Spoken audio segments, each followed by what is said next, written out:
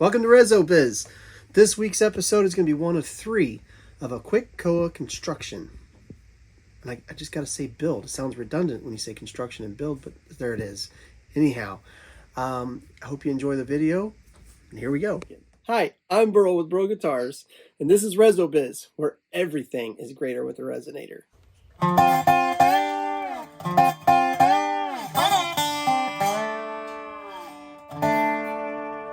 Alright, I have a special build going on here. Some health reasons. A customer backed out on this dobro. It is koa. Generally, you see koas with just a lot of the flame evenly all the way through. This is not like that. This is a little bit of everything. And when this video is made, I mean, it's got flame in it, but it's got the black streaks that koa is known for, and the light colors, and the grain is swirled. I don't know where they got this piece of wood from as far as the tree. It almost looks like it's close to the root or a crotch or something. I don't know. But it is a beautiful piece of koa. I'm going to show you more videos of this as I go. But this is going to be the top. You see there's a little imperfection there, but I'm not worried about it. There's actually going to be a hole drilled right there, and then I'll cut the whole center part out for the top brace. This is actually the underneath side. This is going to be, in my opinion, probably one of the most beautiful koas. And I've had another one I did that was really beautiful for Bobby Poff. But this is going to be right up there with it. There's a grain on this. I've been saving this for a while. I've got wood that goes in the neck. Looks just this. In fact, it comes from the same piece. So it's going to be beautiful. Somebody's going to get a beautiful guitar. So I've always got this piece of mahogany that I run down the middle of these for the deep bodies. But on this one, I'm not going to do that.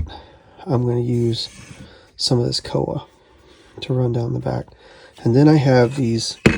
For the two back braces, I have real thin pieces that go across. They're like foundational braces, and they're a little bit wider than the actual brace. It's because I make the brace narrower than most of the guitar braces that would be back here. And there's theory and reasons for all that. But anyhow, I'm probably going to make that out of it, so you'll have some pieces going across this way. I mean, look at this. Look at the swirl, and it's just I have to use it. I'm going to use every bit of it as I can. And I've already got a neck block made for this. And it's out of mahogany. It's around here somewhere, but anyhow, I'm going to cut this. And we're going to get our neck block out of this. And I may do something modified for a tail block too, so we'll see.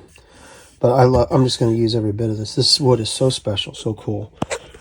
All right, so we have our sides to our koa guitar here being glued on. I got a few more go bars to go here. I'm literally doing this while looking into the camera. So that I can see what I'm doing, because the camera's right down there on it, in my way. So the next step on this koa guitar is the neck a little bit. This has wonderful grain. It's hard to see it. Oh, I got tape on both sides. You can see there's a little bit of these lines going this way. And there's curl in this, but then you've also got those black streaks. There's just a lot of figure in this. It's going to look really, really nice. I've got a piece of maple for the center because I don't have enough to do 3 pieces. Then I've got this piece, board or 1.5 inch. Cut it up for guitar, and this was the last piece, so I got 5 pieces out of it. I hate it when that happens, because you say, well, you got extra to do something with. I know, but I always see it, and I always think, where's the other half so I can make a back for a guitar or something? Well, that can't happen. So I always save it because it's so pretty. And you see these, you're like, oh, those saw lines. Those aren't saw lines. This has been planed. Those are curl. This thing is extremely curly. So it puts these little light dark spots on the end. So what I'm thinking is what we'll do, I'm going to plain or thickness sand this down, make thin sheets out of it. We'll probably make this smaller, and I might use this for the center, put a piece of walnut on both sides, and then use this as a divider between. Maybe I go a piece of solid walnut in the center, give it a dark line. I've got some, I don't know, walnut's been cut for 50, 60, 80 years. I don't know what it is. Dark walnut in the center. Then I can have this on both sides of that. That might be better. Anyhow, it's going to be a really cool neck. I'll figure it out. I'll take you with me as we do it. We're going on a journey to figure this neck out. This guitar is going to be phenomenal. One of the most nerve-wracking things I do here is cut a hole in these things. Sound forward hole.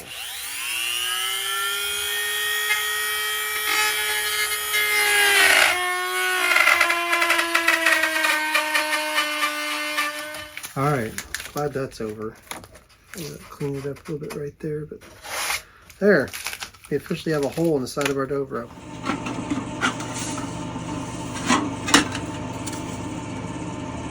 I thought, well, maybe I'll stain this piece of maple, because it does have a little bit of flame mark in it. Then I would put some of this on the edge. Anyhow, I didn't like it. So I dug out that old piece of walnut. I chopped off a piece long enough to make a neck out of. So we're just going to take a cheap piece out of the middle. What I want is this grain right here. The story on this, though, is kind of neat. So I live in Indiana, and Lafayette, actually, as well. I did. This old guy in Lafayette, when he was a kid, and this guy's 80 years old, selling this wood at an auction, like a farm auction. And he said when he was he was supposed to make a cabinet out of it. When he was a kid, him and his dad cut down this big giant walnut tree, and they planed it down, and he just never finished it.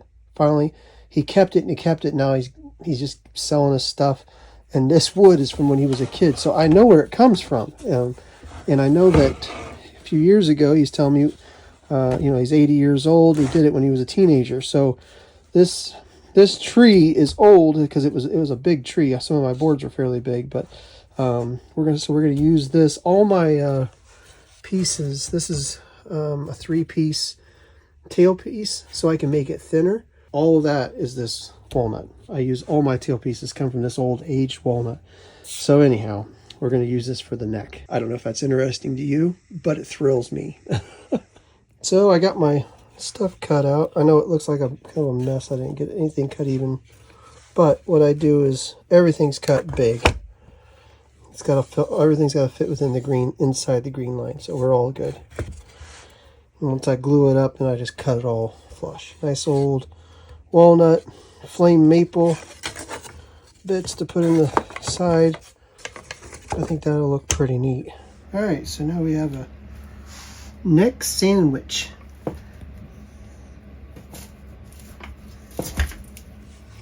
We have the body put together for the most part. We have a sound forward hole. I need to start working on the back. And we have a glob of a neck. It's a heavy duty neck. There's some weight to that. Not nice and solid. So here's my thought. The body of this guitar is koa. It's like a mahogany in sound, similar. Mellow, kind of bassy, but we got a koa neck, but I put that walnut in it and maple, and that'll stiffen it up a little bit and bring up the highs, brighten them up just a little bit so not too mellow. Next thing I'm going to do is plane this down and start shaping this thing, and then get the neck holes to screw as I bolt this on. So we're going to get that straightened up. All right, that'll be for next week then. A lot to do next week. All right, hope you enjoyed the video. This guitar is getting built to be sold at, well, it's sold to whoever wants it. But I'm hoping to sell it at the Rezo Summit. Not next week, but the week after. But if you're interested in it, it'll be done in a week and a half or so. Just look me up on the web and get in contact with me, and I will be glad to sell it to you if you're interested. So if you enjoyed the video, hit the like button, and if you would, subscribe if you haven't, and I'll see you next week.